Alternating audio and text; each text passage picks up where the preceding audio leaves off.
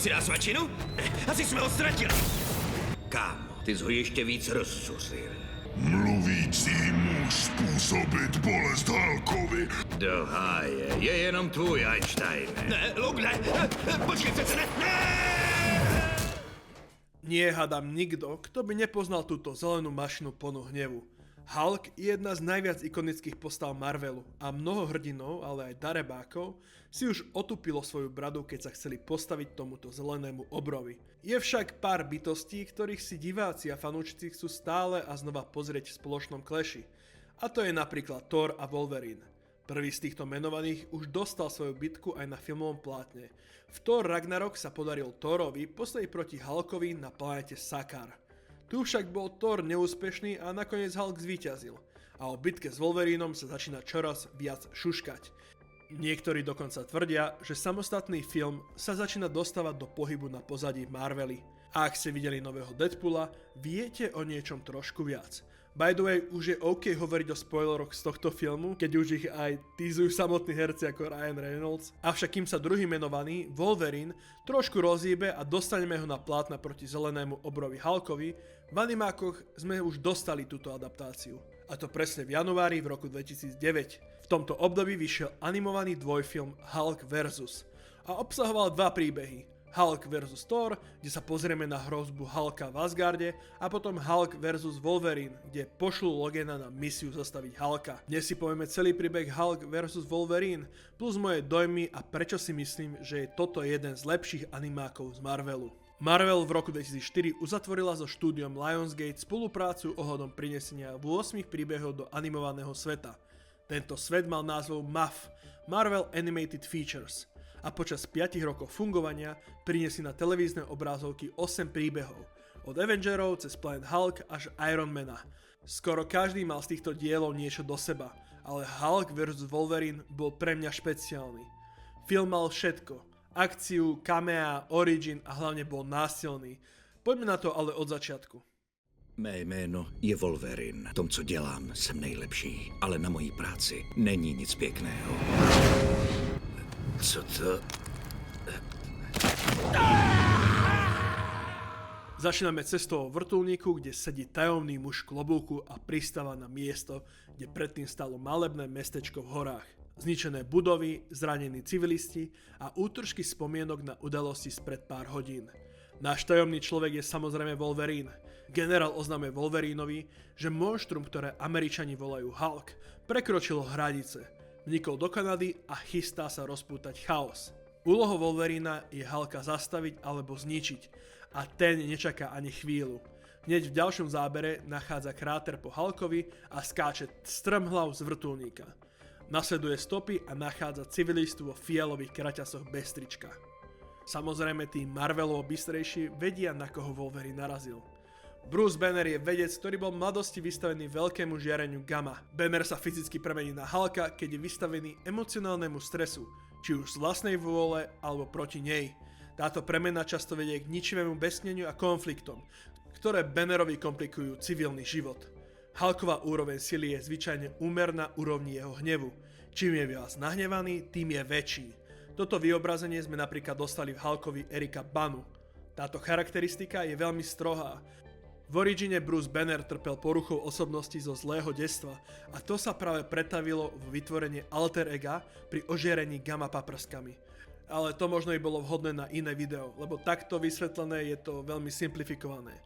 Wolverine vo filme nepozná ľudskú formu Hulka, vytvára na ňo emočný nátlak a máme tu prvý stret, ktorý končí katapultáciou Wolverina do vzduchu. Co se to sakra stalo? Dostávame sa k bitke, ktorá je fakt tvrdá a údery dopadajú a drápy sú fakt tak ostré, že všade strieka krv. To by som nečakal od tohto animáku, radšej som pozrel aj rating a je to označené ako PG-13, čiže animák je určený aj pre deti pod 13 rokov, len by to mali dovoliť asi rodičia. Ale aj tak, tento prvý súboj je fakt graficky násilný, až do bodu, keď ho prerúšajú 4 záhadné postavy. Teda okrem jednej, ktorá sa hneď predstavila. Ahoj, Logne, to jsem já, Deadpool. Zastřelil jsem tě. Máme tu Lady Deathstrike, vlastným menom Yuriko Oyama, je dcera lorda Dark Wind, šialeného japonského kimpina, ktorý vynašiel spôsob, ako obaliť kosti do nezničiteľného kovu menom Adamantium. Oyama sa zaprísala na svoju česť, že zničí Wolverina za to, že neprávom nosí kostru z Adamantia, čím znehodnotil odkaz jej otca. Oyama obetovala svoju ľudskosť a uzavrela dohodu s čarodejnicou Spiral, ktorá ju premenila do Lady Deathstrike. Mocnej samuraj bojovničky, ktorá je cyborg so samoopravujúcim sa telom a smrtiacimi pazúrmi z Adamantia. Jeden jej variant môžete poznať aj z druhých X-menov, kde bola pod vplyvom moci Strikera, ktorý ju využíval. Omega Red, projekt KGB na vytvorenie supervojaka. Jeho najvýraznejšou črtou sú jeho chápadla z karbonádiuma, kovu podobnému adamantiu.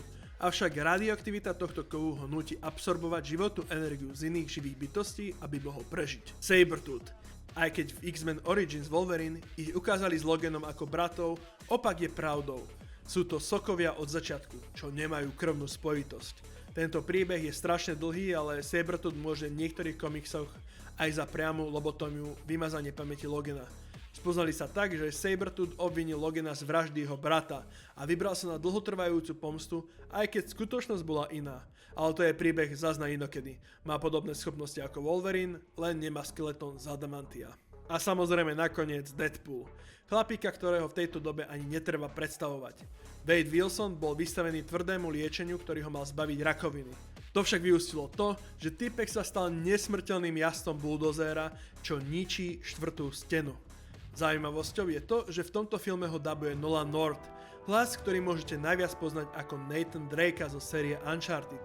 A taktiež si North strihol dubbing Deadpoolov vo viacerých hrách, ako aj rovnomernej samostatnej hre Deadpool z roku 2013. Vedeli ste, že táto hra mala budget 100 miliónov? Tieto 4 postavy uspávajú našich hrdinov a my dostávame Origin Wolverina, ako dostal adamantiovú kostru, jeho prvú misiu, záber na jeho dcéru X-23, zoskupenie X-Force v ich ikonických kostýmoch a jeho útek a besnenie. Zajatý Wolverine dostal návštevu od profesora Thorntona, ktorý vytvoril Wolverina s adamantiovými pazúrmi a vysvetľuje mu, čo sa deje na pozadí. Bordel v kanadskom mestečku nespôsobil Hulk schválne.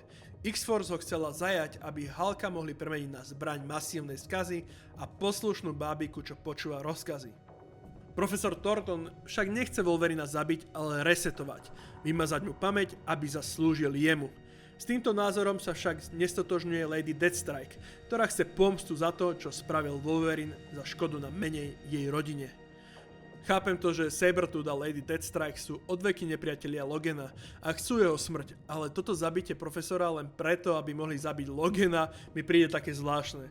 Hlavne preto, že sa tu nevysvetľuje motivácia postav. Plus ďalšia otázka, keď zabijú profesora, čo spravia s Hulkom? Poznajú vedecký postup, ako vymazať a preprogramovať človeka, aby slúžil väčšiemu zlu?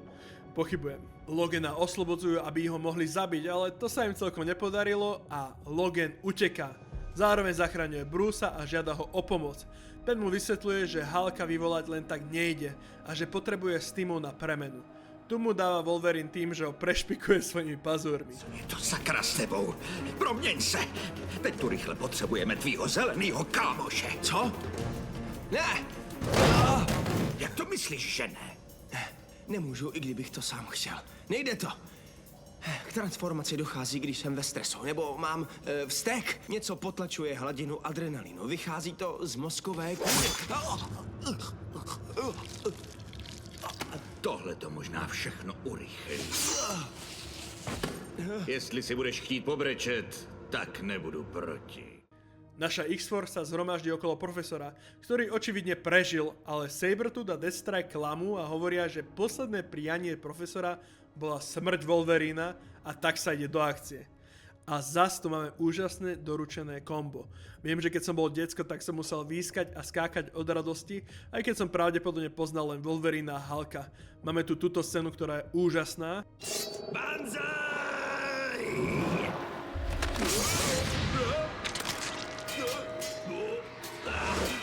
Sakra, to není vůbec hezký. Báni. Vidíš to? Můžeš mi podat ruku? To byl žert, tak jo. Skočím si pro ní. Ale aj túto po premene Bannera na Hulka, kde reálne Hulk vyklepal rezne Lady Deathstrike a máme tu tento dlhší slow-mo záber, pri ktorom sa určite grafici vyšantili, aby následne doručili túto morbídnu scénu.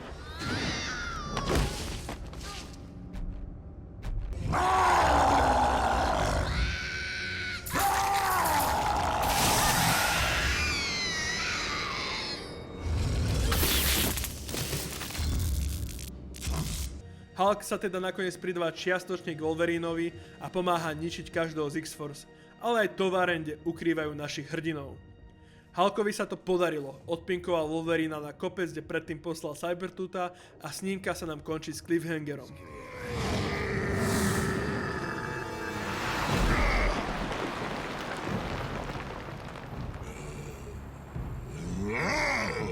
Tak jo, kámo. Kde jsme to skončili?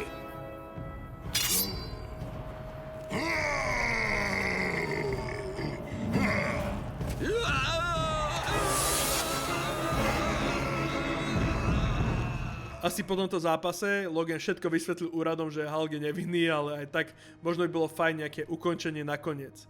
Ale kto podľa vás vyhral tento zápas? Môžete hádať dole v komentároch. Samozrejme sa jedná o Marvel film a ani tu nechýba podtitulková scéna, ktorá len potvrdzuje, že Deadpool prežil, len aby bol v zápätí zašlapnutý Hulkom. Čo možno dáva také pomrknutie, že Hulk to vyhral a odchádza z miesta činu.